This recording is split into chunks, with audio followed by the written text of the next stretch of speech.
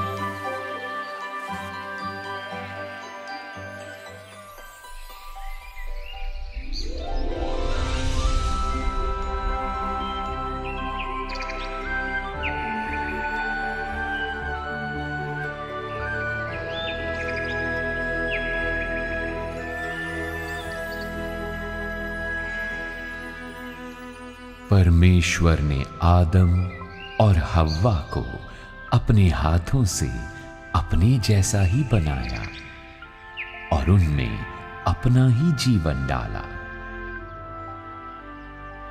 यहोवा परमेश्वर ने उन्हें अदन वाटिका में रखा और उनसे कहा,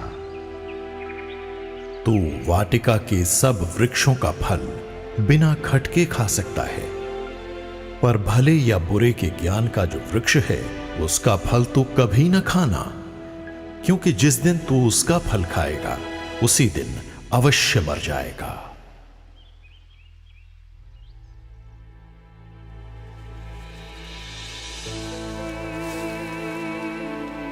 लेकिन आदम और हव्वा ने परमेश्वर के निर्देश पर ध्यान नहीं दिया। वे शैतान के प्रलोभन में आ गए और अच्छाई और बुराई के ज्ञान के पेड़ से फल खा लिए। उसके बाद इंसान पाप की दलदल में फंसकर अधिक से अधिक भ्रष्ट और बुरा होता चला गया और बुरी तरह उसका पतन हो गया, यहाँ तक कि वो परमेश्वर का शत्रु बनकर उसके अस्तित्व को ही नकारने लगा। यही कारण है कि परमेश्वर ने इस मानव जाति को बाढ़ से मिटाने की ठानी।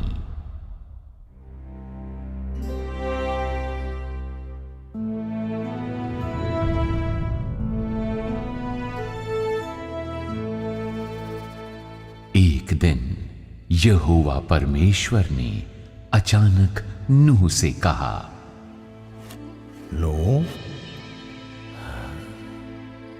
नूह। हे मेरे प्रभु। सब प्राणियों के अंत करने का प्रश्न मेरे सामने आ गया है, क्योंकि उनके कारण पृथ्वी उपद्रव से भर गई है। इसलिए मैं उनको पृथ्वी समेत नष्ट कर डालूंगा। इसलिए तू गोपेर वृक्ष की लकड़ी का एक जहाज बना ले, उसमें कोठरियां बनाना और भीतर बाहर उस पर रान लगा।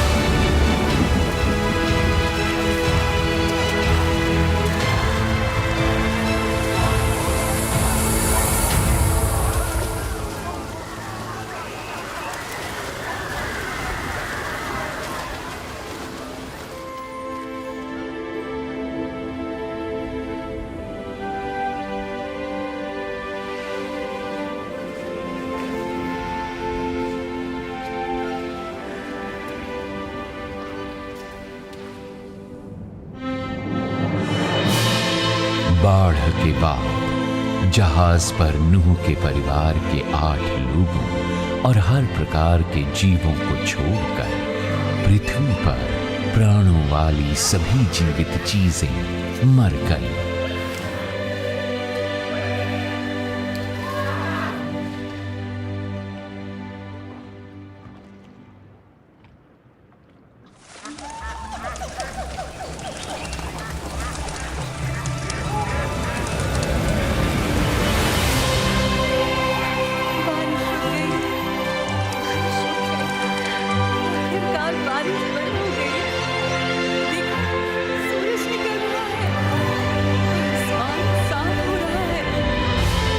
हे मेरे प्रभु, हे परमेश्वर।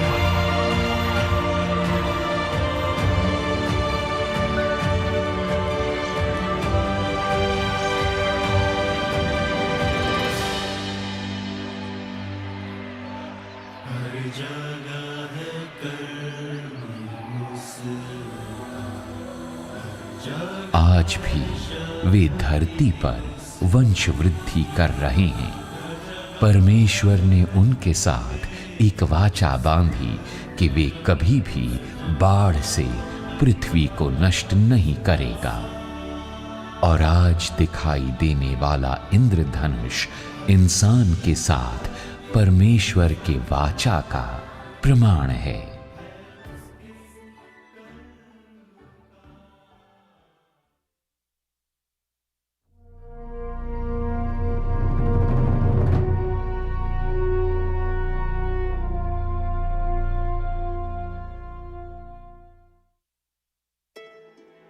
यहोवा ने कहा, सदोम और अमोरा की चिल्लाहट बढ़ गई है और उनका पाप बहुत भारी हो गया है।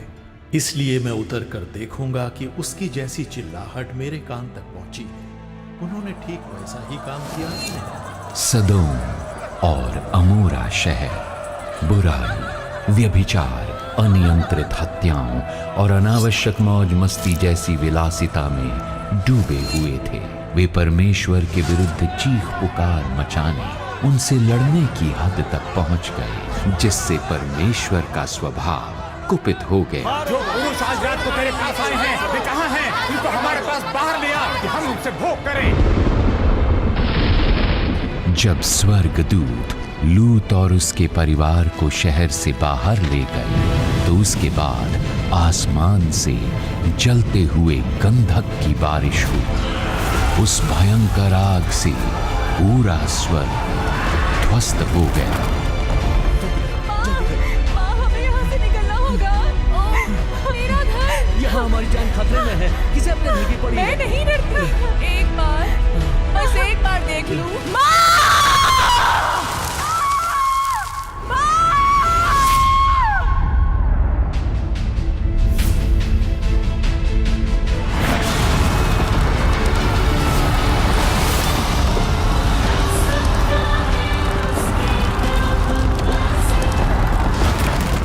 सोदोम और अमोरा और उनके सारे निवासी जलकर खाक हो गए और परमेश्वर के क्रोध में विलीन हो गए।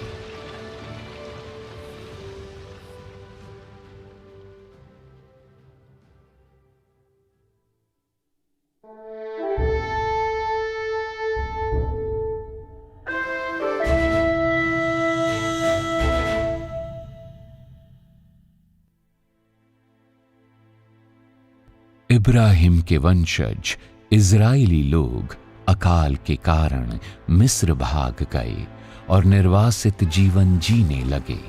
मिस्रवासी इजराइलियों की बढ़ती संख्या से डर गए, इसलिए इजराइलियों को गुलाम बनाकर वे उनके साथ बुरा बर्ताव करने लगे। इजराइली इस यातना को सहन नहीं कर पाए और उन्होंने सच्चे मन से परमेश्वर से प्रार्थना की। परमेश्वर ने उनकी प्रार्थना सुन ली और इजराइलियों को मिस्र से बाहर ले जाने का फैसला किया। उन्होंने मूसा को बुलाया। मूसा, इसलिए अब सुन, इजराइलियों की चिल्लाहट मुझे सुनाई पड़ी है और मिस्रियों का उन पर अंधेर करना भी मुझे दिखाई पड़ा है। इसलिए आ, मैं तुझे फिरौन के पास भेजता हूं कि तू मेरी इजरायली प्रजा को मिस्र से निकाल ले आए। मूसा परमेश्वर के आदेश से मिस्र के फिरौन से मिलने गया, लेकिन फिरौन इजराइलियों को छोड़ने के लिए बिल्कुल सहमत नहीं हुआ। जिद्दी फिरौन तब तक झुकने को तैयार नहीं हुआ जब तक परमेश्वर ने मिस्र पर 10 महामारियां नहीं छोड़ दी। आखिरकार इजराइली परमेश्वर के मार्गदर्शन में मिस्र से निकल गए।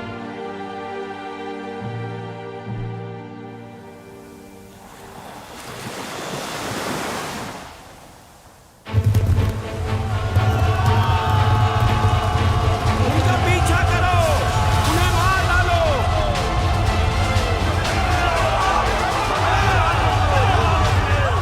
डरो मत, खड़े खड़े वो उद्धार का काम देखो जो यहोवा आज तुम्हारे लिए करेगा।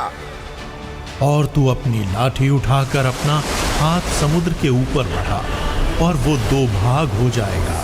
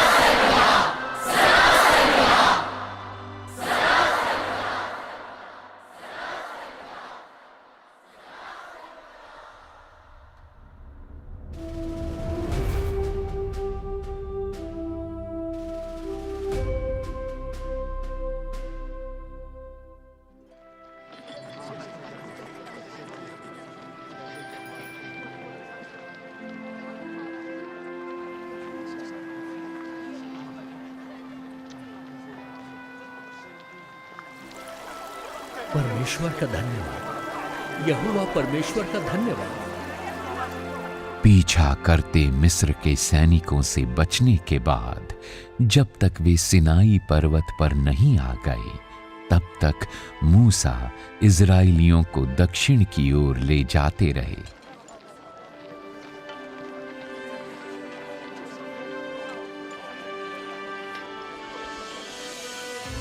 यहोवा परमेश्वर पूर्ण महिमा में सिनाई पर्वत पर उतरे और उन्होंने मूसा के माध्यम से इजराइलियों को अपने आदेश जारी किए।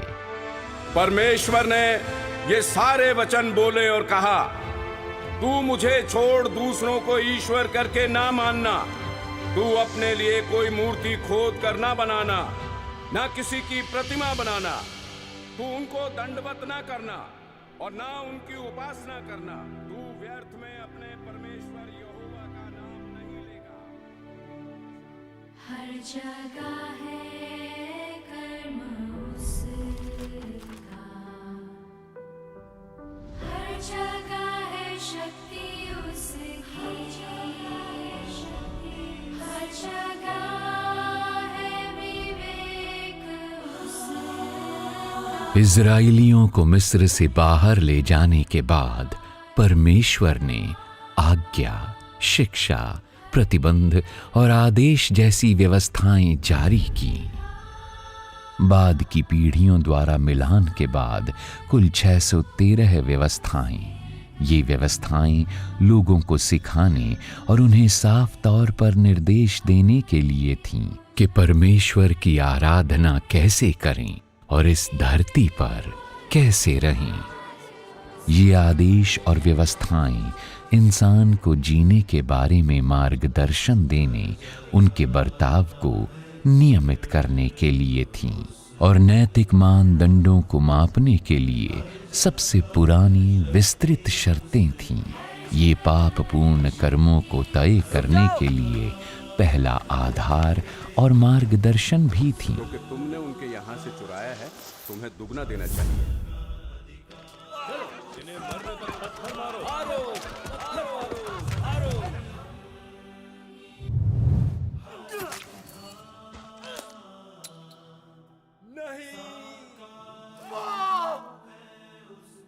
इन्होंने संविधान स्थापित करने पर बाद की पीढ़ियों के लिए संकेत और मानक प्रदान किए।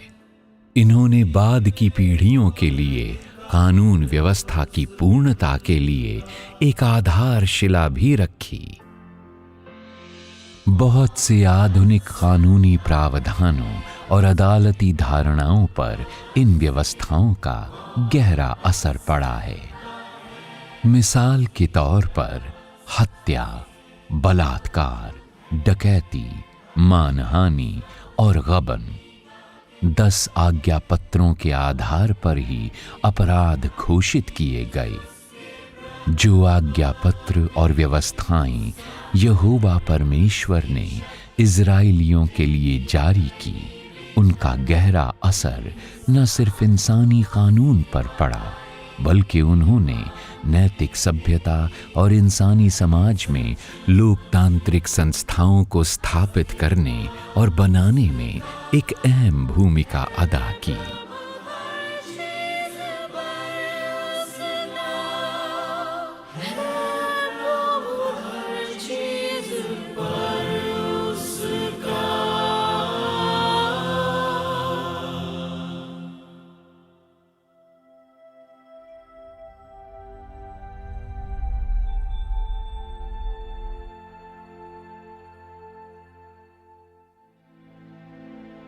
सैकड़ों सालों तक व्यवस्था की पाबंदियों में रहने के बाद इजराइली अंत में व्यवस्था को कायम रखने में नाकाम रहे। उन्होंने लगातार व्यवस्था की शिक्षाओं का उल्लंघन किया और हर एक के सामने व्यवस्था के जरिए दोषी ठहरने या मृत्युदंड मिलने का खतरा मंडराने लगा। दूसरे लोगों ने उन्हें बार बार लूटा और वे लोग युद्ध की यंत्रणा और दमन के शिकार हुए।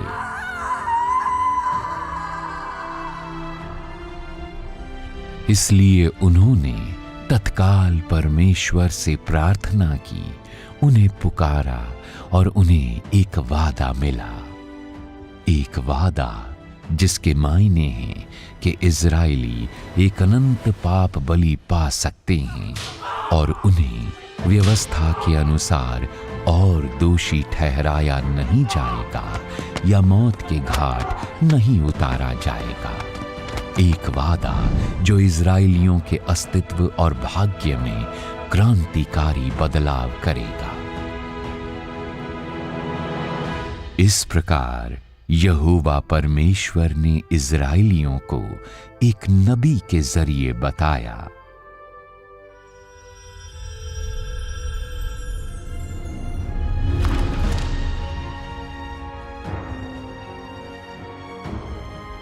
क्योंकि हमारे लिए एक बालक उत्पन्न हुआ, हमें एक पुत्र दिया गया है और प्रभुता उसके कांधे पर होगी और उसका नाम अद्भुत युक्ति करने वाला, पराक्रमी परमेश्वर, अनंत काल का पिता और शांति का राजकुमार रखा जाएगा।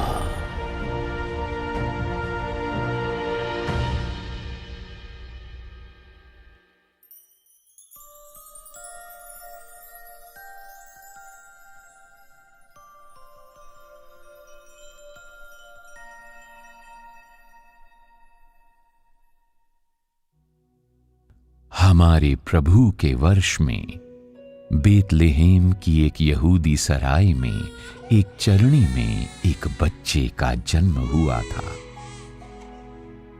पूर्व से 3 ज्योतिषी एक ऐसे सितारे के मार्गदर्शन से जिसे पहले कभी नहीं देखा गया था, बच्चे के जन्म स्थान पर पहुंचे।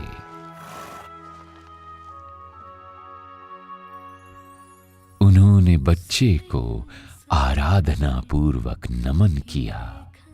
ये वही बच्चा था जिसका परमेश्वर ने वादा किया था और जो इज़राइलियों की अगुवाई करेगा और उन्हें व्यवस्था से छुटकारा दिलाएगा। कभी जाना नहीं उसके वजूद को इंसान ने कभी माना नहीं, कभी माना नहीं, फिर भी उसी ने इंसान के पुरखों को सांसें दी है, इंसान को जिंदगी दी है। धन्य है वे जो मन के दीन हैं, क्योंकि स्वर्ग का राज्य उन्हीं का है। धन्य है वे जो धार्मिकता के भूखे और प्यासे हैं, क्योंकि वे तृप्त किए जाएंगे। परंतु तुम्हारी बात हां की हां या नहीं की नहीं हो, क्योंकि जो कुछ इससे अधिक होता है वह बुराई से होता है। जो मुझसे हे प्रभु कहता है, उनमें से हर एक स्वर्ग के राज्य में प्रवेश न करेगा, परंतु वही जो मेरे स्वर्गीय पिता की इच्छा पर चलता है।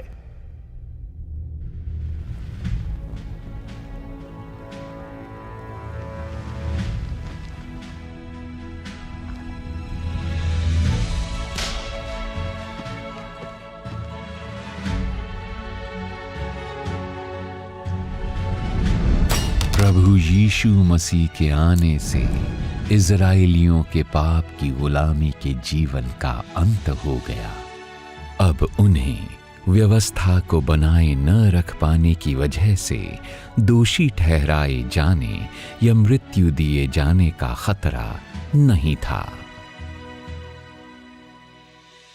उसे इंसान ने कभी देखा नहीं, क्या आप हमारे प्रभु यीशु हैं? जिसकी प्रतिज्ञा मेरे पिता ने की है, मैं उसको तुम पर उतारूंगा।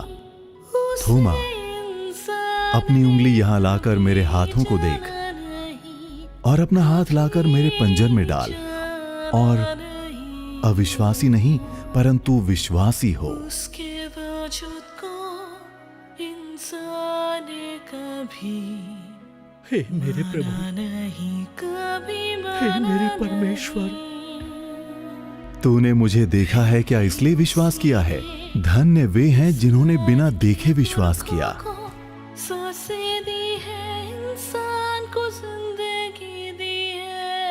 प्रभु यीशु की पाप बलि के कारण उनके पाप क्षमा कर दिए गए। उनकी रहने की स्थितियों में पूरा बदलाव आया। उसके बाद से इज़राइली लोग व्यवस्था में जीने के बजाय उस पाप बलि के संरक्षण में रहने लगे जो प्रभु यीशु उनके लिए लेकर आए थे। मतलब ये कि इज़राइलियों ने पूरी तरह से उस व्यवस्था के बंधन से मुक्त होकर एक बिल्कुल नए युग में प्रवेश किया। इस युग में वे पश्चाताप और प्रभु के भरपूर अनुग्रह के जरिए पापों से मुक्त हो गए और उन्होंने उन वादों का भी आनंद लिया जो प्रभु यीशु ने उन्हें दिए थे। ये प्रभु की दया, प्रेम, सहिष्णुता, आशीर्वाद, क्षमा और धैर्य से भरा हुआ युग था। इसीलिए हमने इस नए युग को अनुग्रह का युग कहा। प्रभु यीशु को अपना उद्धारक मान लेने पर लोगों के पापों को क्षमा किया जा सकता था और परमेश्वर ने उन्हें जो असीम अनुग्रह और आशीर्वाद प्रदान किया वे उसका आनंद ले सकते थे। इस अनुग्रह ने न केवल परमेश्वर और इंसान के बीच के अंतर को कम कर दिया बल्कि उन्हें उनकी पाप की गुलामी से भी बचा लिया।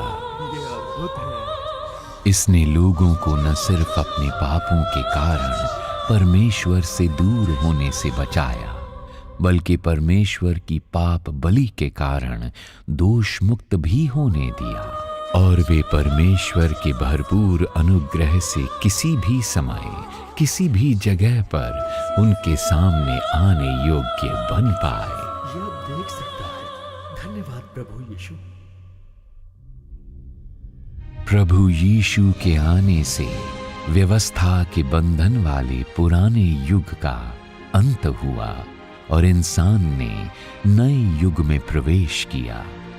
इसी दौरान इससे परमेश्वर और इंसान के रिश्ते बेहतर हुए और इंसानों के बीच परमेश्वर के प्रबंधन कार्य के लिए एक नई शुरुआत, एक नया सूत्रपात हुआ।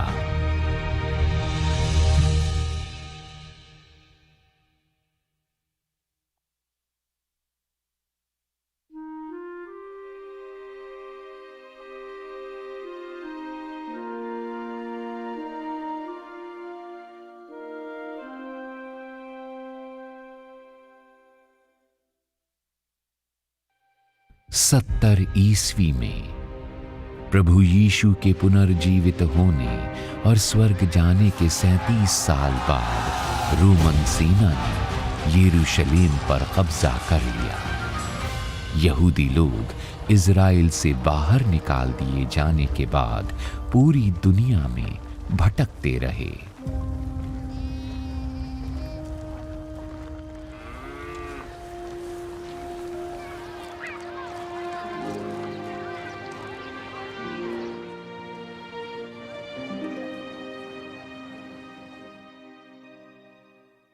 हालांकि वे अपनी मातृभूमि गंवा चुके थे, फिर भी वे अपने साथ प्रभु यीशु के स्वर्गिक साम्राज्य का सुसमाचार ले गए जो यहूदिया तक ही सीमित था और उसे पूरी दुनिया में फैला दिया।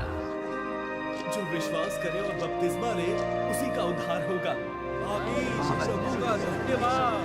इसलिए कि मसीह ने भी अर्थात अधर्मियों के लिए धर्मी ने पापों के कारण एक बार दुख उठाया। ये जिंदा हो गई, ये जिंदा हो गई। हालेलुया, प्रभु का धन्यवाद। हालेलुया, प्रभु का धन्यवाद। प्रभु मुझ पर दया करे। मैं ठीक हो गया, मैं खड़ा हो सकता हूँ। प्रभु का धन्यवाद।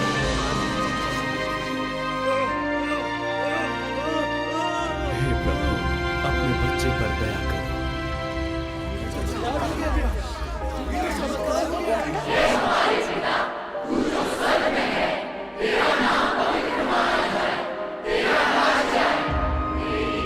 हम ये ऐलान करते हैं कि परमेश्वर की बुद्धि स्वर्ग से भी बढ़कर है और उनके कर्म इतने अद्भुत हैं कि यकीन नहीं होता।